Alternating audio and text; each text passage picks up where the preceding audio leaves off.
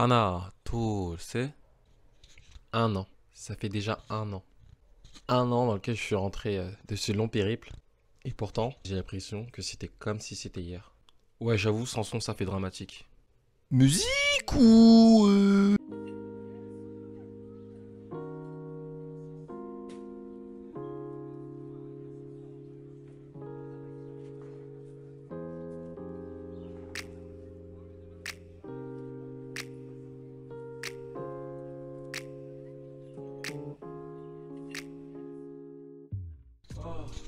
Un an. Un an. Un an.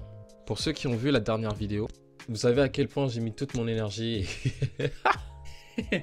Attendez, ça fait très longtemps que j'ai plus parlé derrière une caméra. Du coup, ça fait très bizarre. J'ai l'impression de parler tout seul à moi-même. Donc, je disais, pour ceux qui ont vu la dernière vidéo, Mémorise, vous avez pu constater à quel point la nostalgie m'a beaucoup touché durant ces moments. J'ai essayé un petit peu de faire une rétrospective de cette année en fait. Parce qu'un an, c'est énorme, hein, vraiment. Un an, ça passe tellement vite et tellement lentement. On pense pas souvent à tous les souvenirs qu'on a eu. C'est pour ça que j'ai créé cette chaîne. C'est pour avoir des souvenirs. C'était cool parce que il y avait une sorte d'interaction avec vous à travers vos questions, à travers vos remarques qui ont fait que je voyais un peu la Corée à travers vos yeux. Bon, déjà, il y a un truc en commun. Toutes les personnes qui ont fait cet échange-là, en tout cas cette année, qui sont revenus en fait en France ou que ce soit dans les autres pays, c'est les habitudes. Ouais, les habitudes, tout simplement. En Corée, on a souvent eu affaire à les courtoisies en fait.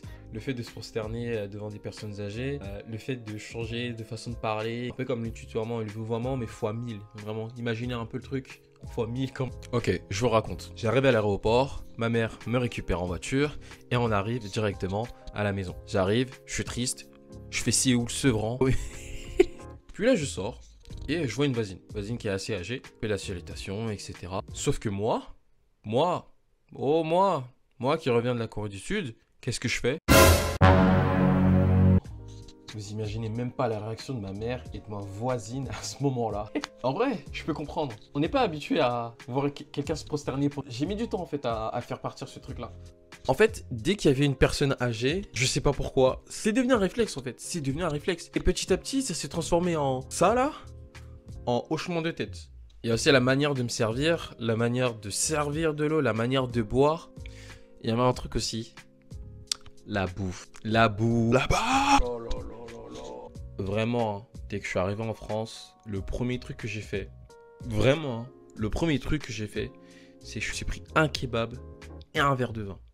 En parlant de bouffe, j'ai pu faire un peu le tour de la plupart des restaurants coréens sur Paris, qui ont ma foi, sont très différents par rapport à Corée du Sud, hein, ce qui est très normal. Mais ce qui est pas normal, c'est le prix. Enfin, je vais pas dire que c'est pas normal, mais ça coûte super cher, quoi. Ah, en Corée, là, j'en ai eu pour 2-3 euros par repas. Ici, il y en a entre 15-20 euros.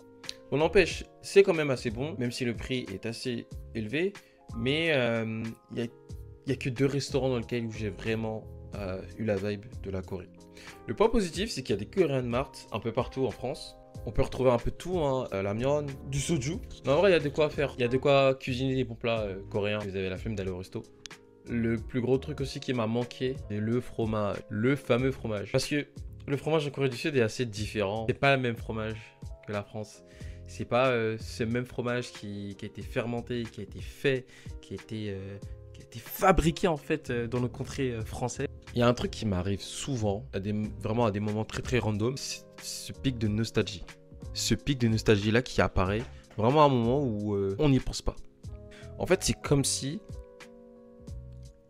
à l'instant T, dans une journée, vous revoyez, ou en tout cas vous avez les souvenirs de ce que vous avez fait la même journée, mais à la même heure, à la même minute, à la même seconde. C'est super bizarre comme impression et parfois, bah, ça tue le moral. Bon, je maxe un peu. Bon. Et moi, de tout ça. Le truc le plus flagrant, en fait, c'est j'avais vraiment l'impression que j'étais le seul à avoir beaucoup changé. Beaucoup plus par rapport à avant. Comme si, en fait, je n'appartenais plus à ce référentiel par rapport à ma vie d'avant. C'est bizarre, hein. C'est bizarre ce que je dis, mais je suis plus le même. Je suis vraiment plus le même. Bon, il y a un truc. Il y a un truc que je déteste. Fois, chez les gens, quand ils me voient, c'est que je suis un bandeur de Corée. Je suis un bandeur de la Corée. Et franchement, ouais. Et alors? Où est le problème? Et alors? En fait, on m'a récemment fait remarquer que dans tout ce que je fais, tout ce que j'entreprends, dans chacune des discussions, il y a la Corée du Sud qui revient. Et c'est vrai que c'est devenu un peu comme une obsession. Pour ceux qui me suivent sur Instagram, 90% de mes stories sont en coréen. Je continue à étudier le coréen. On m'a notamment fait remarquer que je m'habille comme un coréen.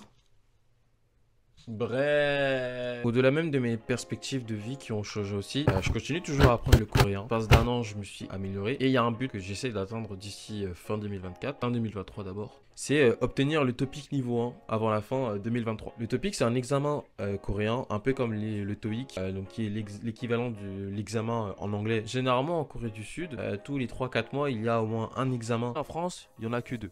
Et du coup, je me suis dit, go obtenir le niveau 1 pour l'instant. Et au fur et à mesure, en fait, on va essayer de monter jusqu'au niveau 3. Si demain, j'ai envie de vivre en Corée du Sud et que j'ai envie de trouver un travail, je pense que le niveau 3 pour le TOPIK va énormément m'aider.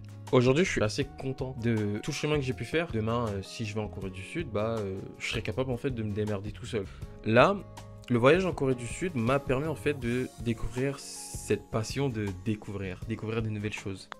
Le fait que j'ai pu sortir de ma zone de confort, déjà en fait c'est incroyable parce que je le fais pour tout. Je sors littéralement à chaque fois de ma zone de confort parce que c'est un truc de... Je sais pas comment expliquer mais c'est trop bien. Et enfin pour conclure, qu'est-ce que je vais faire de cette chaîne YouTube? Bonne question. J'ai pas vraiment d'autres contenus à vous montrer. Du coup je vais pas clôturer de manière brutale cette chaîne YouTube, vous inquiétez pas, on va trouver une solution, hein. Je suis quand même assez reconnaissant envers tous ceux qui m'ont aidé. Mais surtout à vous qui êtes derrière votre écran, par vos messages, par vos likes, par vos vues. En fait, juste le simple fait de regarder la vidéo, ça me fait plaisir. Sur ce, on se dit à bientôt. J'espère pour une nouvelle vidéo.